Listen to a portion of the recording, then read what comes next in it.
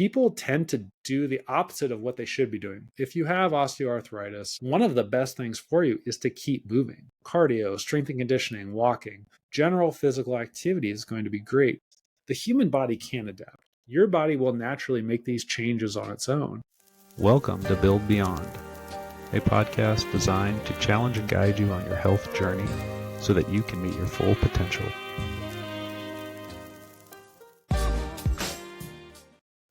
For this podcast episode, I want to talk about arthritis a little bit. There are different types of arthritis. So today we're going to talk about osteoarthritis. The other types of arthritis may be more inflammatory. So you might think about rheumatoid arthritis or psoriatic arthritis. Different scenario. There are some similarities and there's definitely some overlap. So a lot of people that have things like rheumatoid arthritis may also have osteoarthritis in the same joints or in different joints, or at least just there are similarities and there's definitely a crossover.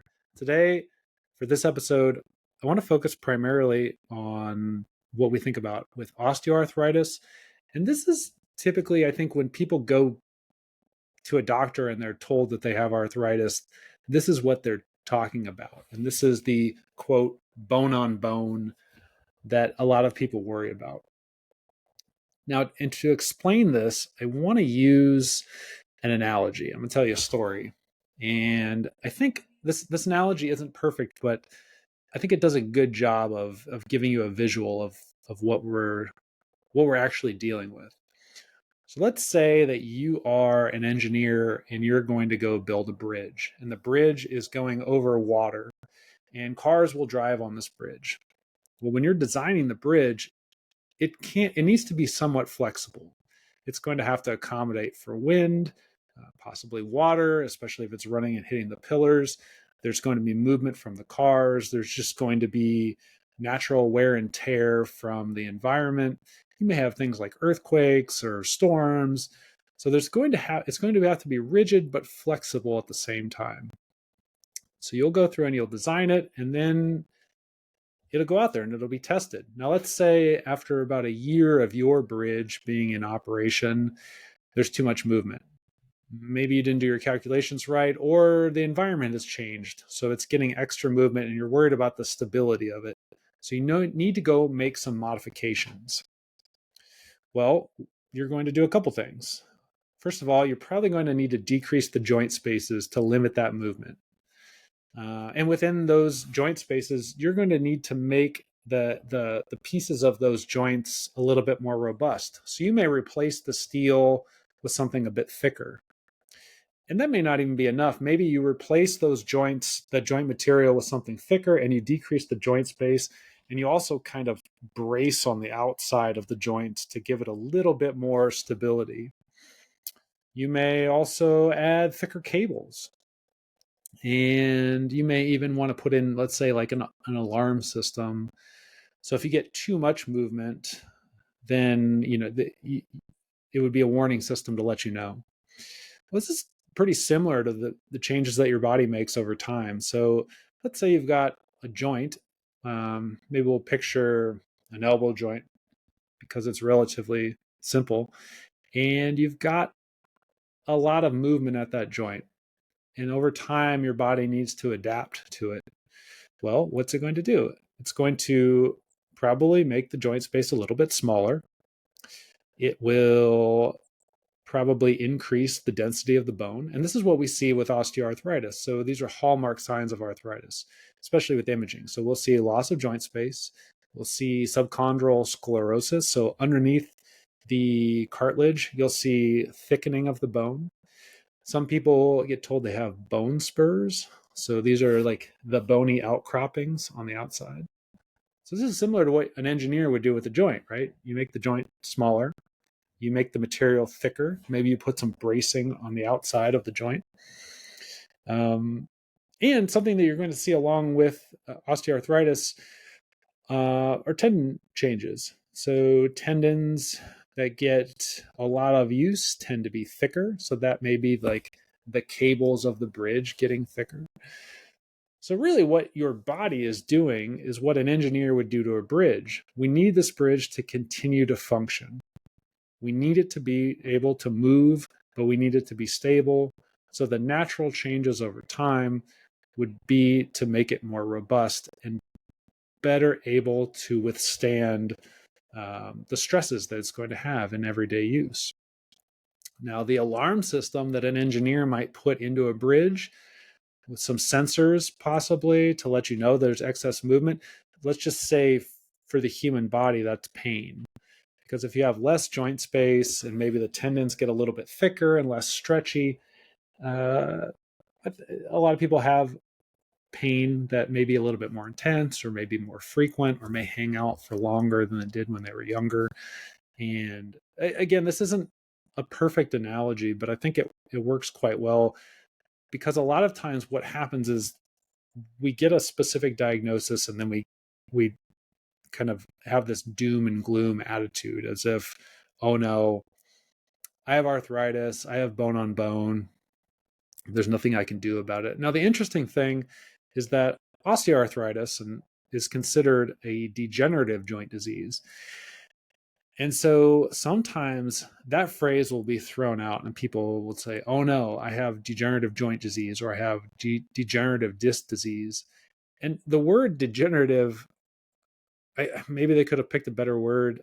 I believe the idea behind that is the joint space is getting smaller, therefore the joint is degenerating and getting smaller. But I think the overall visual that people get when they hear that they have a degenerative joint disease is, one, they have a disease, and that the joint is just wasting away, which is not the case. Actually, it's becoming, in many cases, it's becoming more robust. Now, like anything else, it can go too far. So there are normal degenerative adaptive changes that we will see, and we would say those are adaptive. It's adaptive to the stresses, it's adaptive that you're going through, it's adaptive to the age, it's adapted to a lot of different things. Now, if it is too much, so you see too much joint space loss, too much subchondral sclerosis, you may say that it's not adaptive anymore. It's gone beyond that. It's maladaptive, in which case it could become pathological. Maybe it's something that needs to be addressed. That determination is typically done by an orthopedic surgeon, maybe. As a chiropractor, I think, like, at an extreme, if I looked at an image of someone, I could probably tell if something's adaptive or maladaptive. I say probably because I don't have like a lot of certainty. It's not really something we get taught to do. At least I didn't. So I think at an extreme, I could probably pick it out. But if someone's walking that fine line, is it adaptive or is it maladaptive? There may be a lot of chiropractors out there who disagree and think they can do it and think they can make that determination. Maybe they can. Everybody has maybe different experience. Maybe some chiros that work with orthopedic surgeons more closely, look at more imaging. But I would say the standard in chiropractic school is we're not going to typically be able to make that determination. I'm not even sure it's, depending on the state, it's within our scope of practice to tell someone they have degenerative joint disease or something like that. But what I think is important to remember is that these changes are normal and they're not necessarily pathological. And the interesting thing is what ends up happening is that people will receive a label. So they will be told you have arthritis, or you have degenerative joint disease, or you have a degenerative disc disease. And they're going to carry that label and they start to identify with it. And if there is not a good explanation after that diagnosis of what that means and what the prognosis is, so how good can you get, how long will it take, people tend to do the opposite of what they should be doing. So if you have osteoarthritis, one of the best things for you is to keep moving. So cardio, strength and conditioning, walking, general physical activity is going to be great. Because here's where the analogy that I used breaks down. A bridge cannot adapt. We would have to go in physically and change things. The human body can adapt. your body will naturally make these changes on its own. And my analogy breaks down in one other area, because we didn't use any type of comparison to our muscles. So a bridge doesn't have the equivalent of muscles that can strengthen and condition and offer another layer of support. So here's an interesting thing. Let's say someone has what should be considered normal arthritic changes. So it's yes, they have decreased joint space, but it's not abnormal. And yes, they have bone spurs, so osteophytosis, those little bony outcroppings, but it's not necessarily pathological. And yes, they have subchondral sclerosis, so the joint's narrowing and the bone underneath is getting thicker. And yes, it may appear bone on bone, but it's not necessarily an abnormal amount of wear and tear. Well, that person also has pain. So they're assuming that their pain is coming from using the joint too much. And since they have a degenerative joint disease, logically, using it more and putting more wear and tear on it is only going to make things worse. So what ends up happening is a lot of people who aren't given all of the information, they're told to rest a lot of times, which can be fine in the short term to help kind of get over the initial intense pain. But in the long term, actually, very quickly, we want to get people moving as much as possible, because we have a musculoskeletal system. So we have the muscles that work. So we can build the muscles, we can build and develop strength and conditioning to further stabilize and help with the joints. So you can imagine if you have a joint that's getting smaller, it's getting more sensitive, and you decide based on the diagnosis that you've received to stop exercising and stop using it as much, then the muscles around that joint become weaker and they become less conditioned. So they'd have less muscular endurance. And then that creates less stability at the joint, or at least the potential for less stability with movement, which could potentially accelerate the degenerative changes in response. So the bridge gets weaker, right, with time.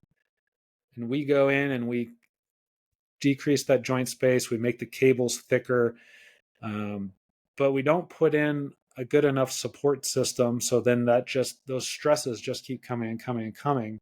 Where with the body, we have the ability, you could put on more muscle mass, you could get stronger, you could take the muscle mass that you have and you could just build muscular endurance to help stabilize those joints and just to help you be more functional. And there's just the realistic, I guess, the fact that general physical activity, exercise, strength and conditioning, cardio, moving the body from a pain management standpoint does as well as anything else for pain management. And so that's not to say that it's great for pain management, because I don't know that we have, for musculoskeletal pain, we have anything that I would consider great, but it's just as good. And then you have all these other benefits. So there's so many other health benefits to moving more. I hope this short podcast episode is helpful. I hope the analogy helped give you a better visual of what might be going on in your body.